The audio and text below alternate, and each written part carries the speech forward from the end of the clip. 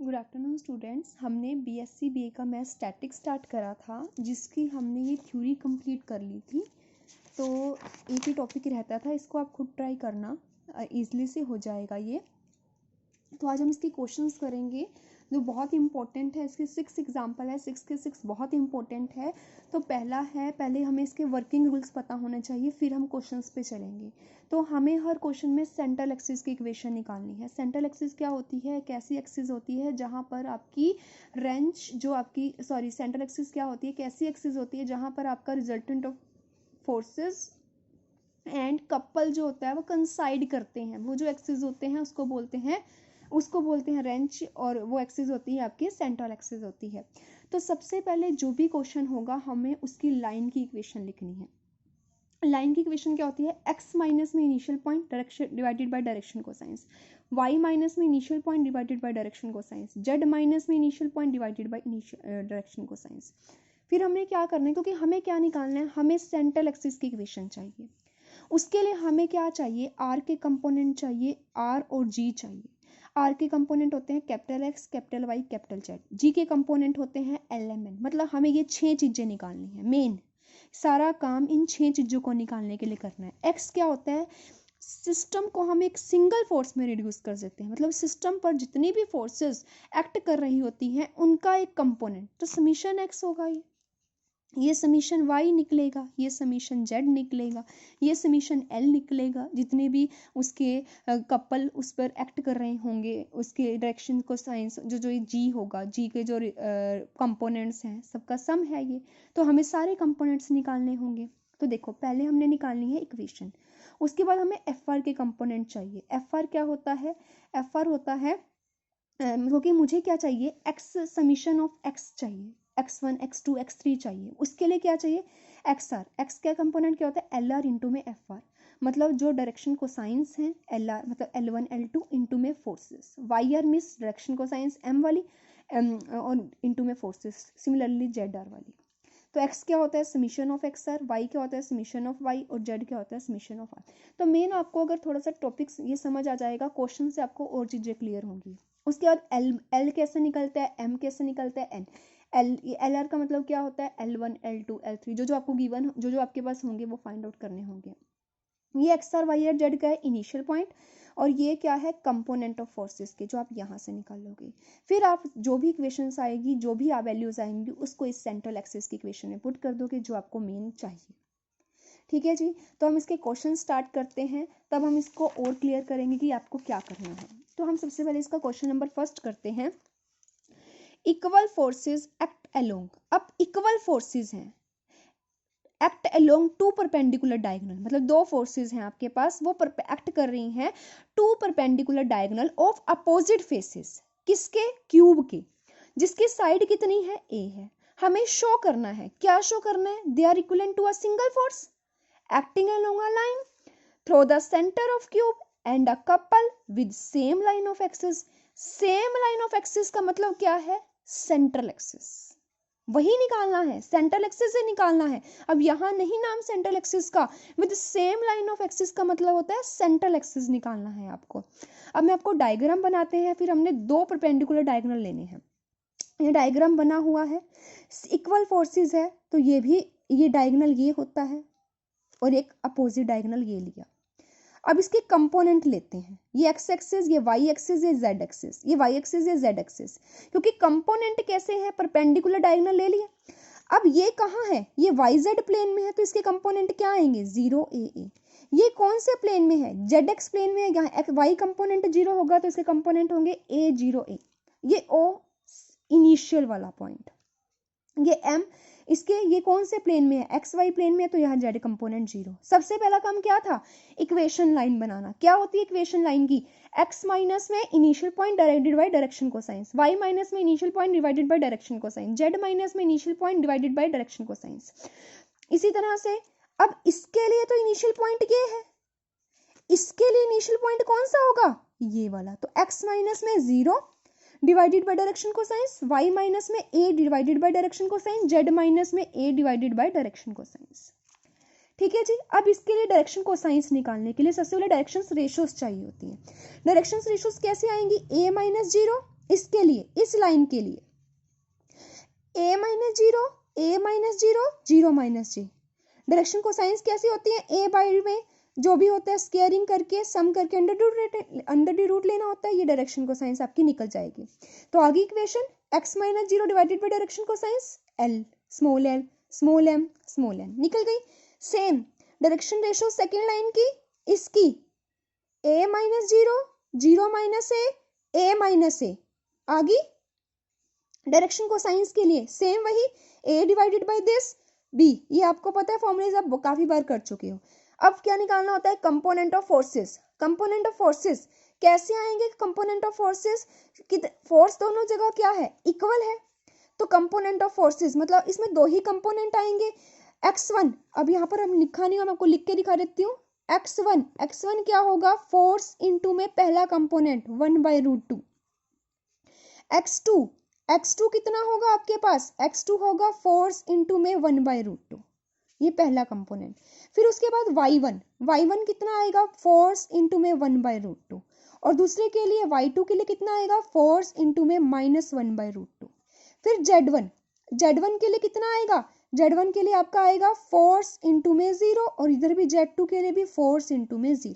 तो ये सारी फोर्सेस निकल गई। अब क्या निकालना है, x जो रिजल्टेंट कंपोनेंट है summation of x1, y summation of y1, z summation, तो r निकल गया रिजल्टेंट। अब कपल, अब आपका रिजल्टेंट फोर्स निकल गई, अब क्या रह गया, रिजल्टेंट कपल मतलब LMN चाहिए आपको। LMN के लिए क्या फॉर्मूला था, यही फॉर्मूला था पहले, L1 M1 N1। किस लाइन के लॉन्ग ले रहे हो, इस लाइन के लॉन्ग, इसका इनिशियल पॉइंट क्या है 0 0 0, यहाँ क्या लिखते हो इनिशियल पॉइंट डिवाइडेड बाई क्या लिखते हो, इसकी जो आपके पास ये फोर्सेस के कंपोनेंट्स निकले होते हैं x1 y1 z1, ये वाले, ये कितना रखा है √2p, ये x summation of sorry x1 कितना आया p/√2, x2 कितना आया y1 कितना आया दिस, और z1 दिस, ये लगाया यहाँ से वैल्यू, तो L1 M1 N1 की वैल्यू आ जाएगी। फिर किसकी वैल्यू चाहिए, क्योंकि दो बार आए, दो कंपोनेंट्स निकलेंगे आपके पास, दो परपेंडिकुलर फोर्सेस है, तो L2 M2 N2 के कंपोनेंट्स निकालिए। सेम इसके इनिशियल पॉइंट ये है, तो यहाँ initial point x2 y2 z2 क्या है 0 a, ये इनिशियल पॉइंट है, पुट करा। अब क्या निकालना है, समीशन। देखो जो फॉर्मूलेज में चाहिए हमने वही सेम चीज, सिर्फ सबसे पहले आप इस स्टेप्स को ढंग से देखना, तभी आप क्वेश्चंस कर पाओगे इसके अच्छी तरह। L1 LMN निकाल दिया, इक्वेशन ऑफ सेंट्रल एक्सिस में पुट करा, फर्स्ट टू मेंबर से ZY आपको जो फाइंड आउट करना है, आपको वो देखना है, आपको फाइंड आउट करना है, आपको कपल की वैल्यू ये चाहिए, के कपल चाहिए आपको, ये चाहिए। तो सेम उसी तरह से हमें बताना है कि शो करना है कि they equivalent to a single forces are acting along a line through the centre of cube and a cube couple this, couple ये बताना है विद द सेम, मतलब आपको सेंट्रल एक्सिस निकालनी है, line through the centre whose coordinate are this. तो हमारे पास क्या निकल गया, एक लाइन निकल गई जिसके सेंटर की, जिसके कोऑर्डिनेट्स, यहाँ कोऑर्डिनेट्स निकाले हमें, एक्स वाई जेड की वैल्यू कितनी आई है, जो वो वैल्यू कितनी आई है, कोई पॉइंट a/2 a आ गई। तो if the axis of couple coincide with direction r, it called the central axis and the moment of couple is given by, ये फॉर्मूला है आपने पीछे पढ़ा है कपल निकालने का, Lx My Nz, यहाँ वैल्यूज पुट करोगे आप इसमें, तो यहाँ पर कपल, क्योंकि आपको आपने उसने आप सिर्फ सेंट्रल एक्सिस की इक्वेशन नहीं पूछी, उसने कपल की वैल्यू भी पूछी है, तो यहाँ से आप इसको सोल्व करोगे, वैल्यूज आ जाएंगी, उसको इस इक्वेशन में पुट कर दोगे जो टॉपिक में मैंने आपको बताया था, तो यहाँ से आपका आंसर आ जाएगा। ठीक है जी। तो अब हम इसका सेकेंड एग्जाम्पल देखते हैं। अब सेम एग्जाम्पल है, कुछ नया काम नहीं होना। देखो अब इसमें एक equation, equal forces act along the coordinate axis. Coordinate axis कौन से होते हैं, एक्स वाई जेड, क्योंकि आप काम भी 3 डायमेंशन पर कर रहे हो तो एक्स वाई जेड तीनों लोगे। और स्ट्रेट लाइन ये रही, कितनी बार एक्स कितने होंगे 4, वाई कितने होंगे 4, मतलब x1 x2 y x3 x4, y1 y2 y3 y4, z1 z2 z3 z4, l1 l2 l3 l4, m1 m2 m3 m4। ठीक है जी, इस टाइप से आपको निकालने पड़ेंगे सारे। अब देखो पहले equation, equal forces act along the coordinate axis, ये कोऑर्डिनेट एक्सिस बनाया। डायरेक्शन कोसाइंस होती क्या है, डायरेक्शन कोसाइंस इसमें तो देखो डायरेक्ट ही है, इस एक्सिस पर ये पॉइंट्स पर x होगा, वाई और जेड परपेंडिकुलर हैं तो डायरेक्ट इसके हम डायरेक्शन कोसाइंस लिख सकते हैं। इसके डायरेक्शन कोसाइंस 100 होंगे।